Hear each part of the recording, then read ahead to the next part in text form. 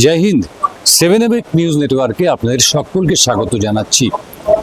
রথযাত্রার শুরুর দিন সারা বাংলা জুড়ে কার্যত দুর্গাপুজোর আগমনী বার্তা বেজে যায়। কোথাও কাঠামো পুজো দিয়ে তার সূচনা হয়, কোথাও খুঁটি পুজো দিয়ে তার সূচনা হয়। এবারেও তার ব্যতিক্রম হয়নি, কিন্তু আজকে রথযাত্রার প্রায় শেষ পর্বে এসে আমরা দাঁড়িয়েছি। এখনো যারা দুর্গাপুজোর উদ্যোক্তা তারা একটা দ্বন্দ্বের মধ্যে রয়েছে। কি দ্বন্দ্ব?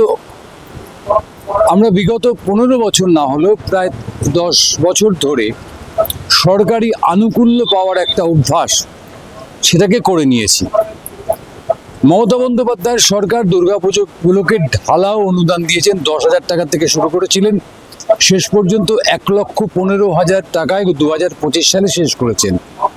তার সঙ্গে ছিল ইলেকট্রিসিটিতে ঢালাও ছাড়, দমকলের যে খরচ দিতে হবে না, বিভিন্ন রকম ছাড়। তার বদলে তার ছবি সম্বলিত একটা পোস্টার বা একটা ব্যানার টাঙাতে হতো পুজো কমিটির প্যান্ডেলগুলোতে। তার সঙ্গে যেটা ছিল সেটা হচ্ছে যে এই রথের আগেই কিন্তু এই পুজো কমিটিগুলোকে প্রশাসন অর্থাৎ পুলিশ প্যান্ডেলের উচ্চতা কত হবে, রাস্তা কতটা ছেড়ে করতে হবে ইত্যাদি নানান প্রশাসনিক নির্দেশ তারা দিয়ে দিতেন। এবারে একটা নির্দেশ পাওয়া গেছে যে সমস্ত পুজোগুলো, যে সমস্ত পুজোর প্রতিমাগুলো যারা আপনার ওই সার্কুলার রেলের লাইনের উপর দিয়ে ভাসান দিতে যাবে, তাদের প্রতিমার উচ্চতা কোনোভাবেই 17 ফুটের বেশি হতে হবে না। এই একটা মাত্র নির্দেশিকা জারি হয়েছে সরকারের পক্ষ থেকে, বাকি কোনো নির্দেশিকা আপাতত নেই। আমরা জানি যে কলকাতার যে বড় বড় পুজোগুলো হয় তাদের কাছে মমতা বন্দ্যোপাধ্যায়ের দেওয়া 1,15,000 টাকা দিয়ে তাদের চায়ের খরচে ওঠে না।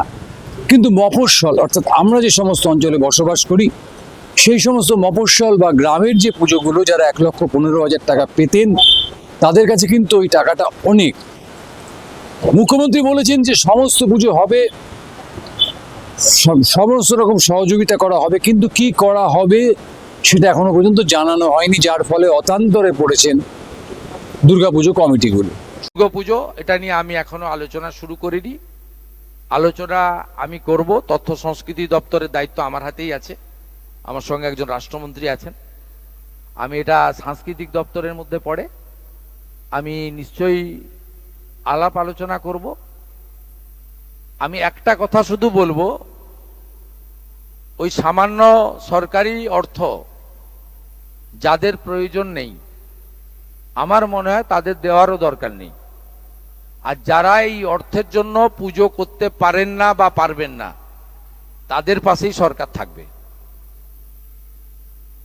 পুজো হবে, আরো বেশি সংখ্যায় হবে। তারা কি বাজেট করবেন, তারা কোন ধরনের ঠাকুর করবেন, প্যান্ডেল কতটা করবেন, কারণ সরকারি যে আনুকূল্য সেই আনুকূল্য তারা পাবেন কিনা সেটা এখনো পর্যন্ত পরিষ্কার নয়। যেহেতু পুজো কমিটিগুলো এই একটা দ্বন্দ্বের মধ্যে রয়েছেন, যার ফলটা সরাসরি এসে পড়ছে যারা মণ্ডপ নির্মাণ করেন তাদের উপর, যারা প্রতিমা নির্মাণ করে তাদের উপর। এই সম্পর্কিত প্রতিবেদন আমরা নিশ্চয়ই আপনাদের দেখাবো। কিন্তু আমাদের প্যান্ডেল নির্মাতারা আপাতত ফোনে ফোনে যে কথা হয়েছে তাদের সাথে, তারা জানাচ্ছেন যে তাদের কাছে এখনো বায়না সেভাবে আসেনি, কারণ সরকারি নির্দেশিকা অনুযায়ী মণ্ডপ তৈরি করতে হবে, সরকারি সাহায্য কতটা পাওয়া যাবে সেই অনুযায়ী তাদের খরচ হবে। একই রকমভাবে মৃৎশিল্পীরা, কুমোরটুলির মৃৎশিল্পী বলুন বা বিভিন্ন এলাকার যে পালপাড়ার মৃৎশিল্পী, তাদের কাছেও ঠিক একই অবস্থা, যে তারা প্রতিমা কত উঁচু বানাবেন, আদৌ বানাবেন কিনা, ক্লাবগুলো কিনবে কিনা, এ বিষয়ে এখনো স্থির নিশ্চিত তারা হতে পারেননি। অর্থাৎ দুর্গাপুজো নিয়ে এবার একটা পুজো হবেই, সরকার সাহায্য দিলেও হবে, সরকার সাহায্য না দিলেও হবে, কিন্তু সেটা সরকারি নির্দেশিকা মেনে হবে। সে সরকারি নির্দেশিকাটা কি সেটা এখনো জানা যায়নি। আমরা সরাসরি কথা বলেছিলাম দুর্গাপুজো এবং বর্তমানে বরানগরের এমএলএ সজল ঘোষ প্রায় সমার্থক নাম, কারণ সবাই পুজো করেছেন। ধরুন আপনি বরানগরের নেতাজি কলোনি লোল্যান্ড বলুন, সোদপুরের শহীদ কলোনি বলুন, উদয়ন সংঘ বলুন, অথবা বড় আমি আমি আমি উত্তর কলকাতায় উত্তরেই থাকছি।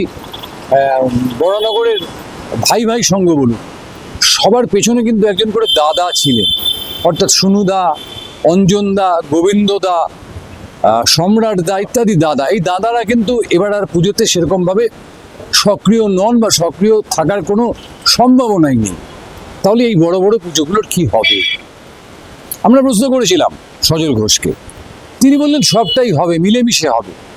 এবং তিনি নিজে দাঁড়িয়ে থেকে আপনার ওই বড়নগরের সুনুদা মানে উপপৌর প্রধান দিলীপ নারায়ণ বসুর পুজোর করলেন, আপনার খুঁটি পুজো করলেন, করে এই বার্তাটা দিলেন যে পুজো হবে, আমরা পুজো মিলেমিশে করব, পুজোকে রাজনীতির ঊর্ধ্বে রাখবো। সেটাই তো হওয়া উচিত। কি বলেন আপনারা? শুনবো সজল ঘোষ কি বলছেন।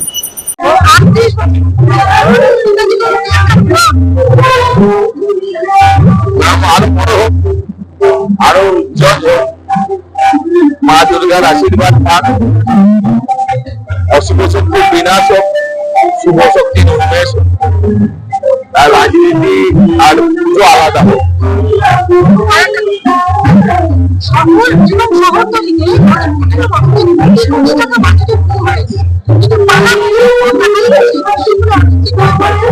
এগুলো আগের পালাতে পুজোগুলো ছিল, বা এই পুজোগুলো থাকলেও পুজো কর্তারা পুজোয় ছিলেন না। তাই কোনো পুরনো পুজো কর্তার থেকে পুজোকে হাইজ্যাক করার দল নীতিগতভাবে পরিবর্তন।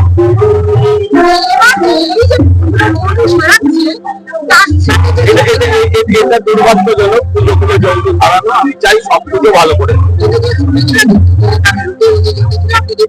নতুন পুজো তৈরি হবে, সেটাও কথা নয়, কিন্তু কোনো পুজো জৌলু ছাড়া এটা আমরা চাই। সেটা মানে দুর্ভাগ্যজনক, কিন্তু আমরা চাই সব পুজো ভালো করে। এটাই হওয়া উচিত। পুজো এবং রাজনীতি, যেটা গত 15 বছরে কার্যত মিলেমিশে একাকার হয়ে গেছিল, পাড়ার পুজো দাদার পুজোয় পরিণত হয়েছিল, সেই পুজোগুলো আবার পাড়ায় ফিরে আসুক, সরকার তার সাধ্য মতন অনুদান দিক, এবং তাদেরই দিক যাদের এই টাকাটা কাজে লাগে। আমি শুরুতেই বলেছিলাম, আপনার ওই অরূপ বিশ্বাসের পুজো, ফিরহাদ হাকিমের পুজো, আপনার পার্থ চ্যাটার্জির পুজো, কি দিলীপ নারায়ণ বসুর পুজো, কি অঞ্জন পালের পুজো, এদের পুজোয় ওই সরকারের দেওয়া 1,15,000 টাকায় তাদের চায়ের খরচা উঠতো না।